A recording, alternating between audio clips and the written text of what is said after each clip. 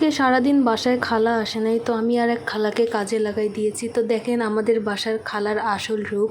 খালা হচ্ছে কত কষ্ট করে পেঁয়াজটা কাটতেছে, আর আমার আরেক বান্ধবী এখানে ভিডিও করতেছে, আর আমাকে লাগিয়ে দিয়েছে মুরগির মাংস পরিষ্কার করতে। যদিও বা আমি এসব কাজ করতে পারি না, তবু ট্রাই করতেছি। এখন আমার আর এক খালা হচ্ছে পেঁয়াজ কাটতেছে। এই খালা অনেক সুন্দর করে কুচি কুচি কুচি কুচি কুচি কুচি করে পেঁয়াজ কাটতে পারে, তাই ওই খালা বলল যে তুই তো অনেক সুন্দর করে পেঁয়াজ কাটতে পারিস, তাহলে তুই কাট। আর আপনারা দেখতেই পাচ্ছেন আমাদের বাসার খালা অনেক সুন্দর করে কাজ করে, মানে উনি অনেক সুন্দর করে কাজ করতে পারে আর কি, পেঁয়াজ কাটতে পারে, আলু কাটতে পারে। আর এইদিকে আমি কত কষ্ট করে হচ্ছে মুরগির মাংসগুলো ক্লিন করতেছি। এর মিশন হচ্ছে জীবনের প্রথম আমরা যখন মুরগির মাংস রান্না করি। তো চলুন আপনারাও দেখুন যে কিভাবে আজকে আমরা মুরগির মাংস রান্না করি। তো এখানে মুরগির মাংসটা রান্না করার জন্য প্রথমে লবণ দিয়ে দিয়েছি, এরপর মরিচের গুঁড়া দিব। এই তো আর ঝাল পছন্দ করে না, তো আমি একটু বেশি মরিচের গুঁড়া দিচ্ছিলাম। তো আমার খালা অর্থাৎ ত্রিফা খালা বলতেছিল যে মরিচের গুঁড়া বেশি হয়ে গেছে, এগুলোর ঝাল অনেক বেশি, ও আবার ঝাল খেতে পারে না, তাই আমি কমাই দিলাম।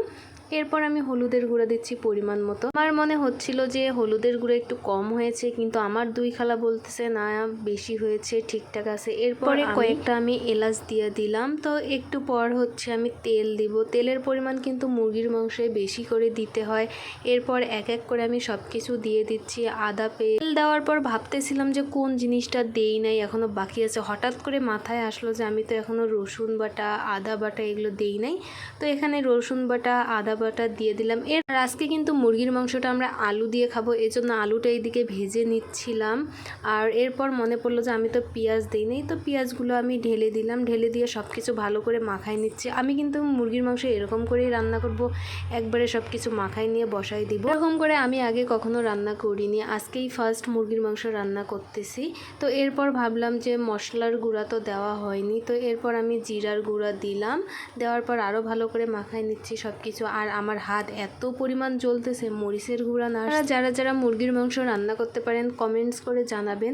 আমার কেন জানি মনে হচ্ছিল যে হলুদের গুঁড়া কম হয়েছে, দেন আমি আরও একটু হলুদের গুঁড়া দিলাম অ্যাড করে। পরে আমি সিদ্ধ করার জন্য পানি দিব, পানি দিয়ে বসাই দিব। তো পরিমাণ মতো পানি দিয়েছি যাতে মাংসটা হচ্ছে সিদ্ধ হয়। এই দেখেন মাংসর হচ্ছে কালারটা অনেক সুন্দর দেখা যাচ্ছে। এইদিকে কিন্তু আমি আলুটাও ভালো করে ভেজে নিয়েছি। আর দেখেন আমার হাতের অবস্থা কেমন হয়েছে। তো একটু পরে আমি রং ঢং করতেছিলাম, তো একটু ঢং তো করতেই হবে, রান্না করতেছি আর ঢং করবো না তা কি হয়। আর অ্যাকচুয়ালি আমরা ভাত বসাই দিয়েছি, তো মুরগির মাংসটার হচ্ছে ঝোলটা কমতেছে। আর এইদিকে আলুগুলো দেখেন অনেক সুন্দর একটা কালার আসছে। আমি কিন্তু অত সুন্দর করে রান্না করতে পারি না, তবে আমি চেষ্টা করি যে আমার রান্নাটা যেন খাওয়া যায়। তো একটু পরে দেখেন এত সুন্দর একটা কালার আসছে। এরপর আপু ভিডিও করে দিচ্ছিল একটু একটু করে, আর আমি ভালো করে মাংসটা কষাই নিচ্ছিলাম। আর এই মাংসটা খেতে এত এত মজা লাগে।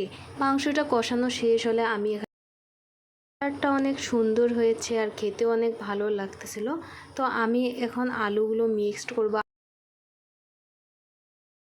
দিয়ে আমি সামান্য পরিমাণ ঝোলের জন্য পানি দিব। তো আমাদের রান্নাবান্না কমপ্লিট, এদিকে আমরা খেতে বসছি। আর ভিডিওটা এখানেই শেষ করছি। আর আমার খালারা এখন রিভিউ দিবে, খালাদের মুখে শোনেন।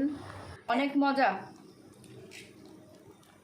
কাঁচা রয়েছে, এই মেয়েটাকে যে বিয়ে করবে তার সারা জীবন কাঁচা আলু খেয়ে খেয়ে বাঁচতে হবে। কি বললি?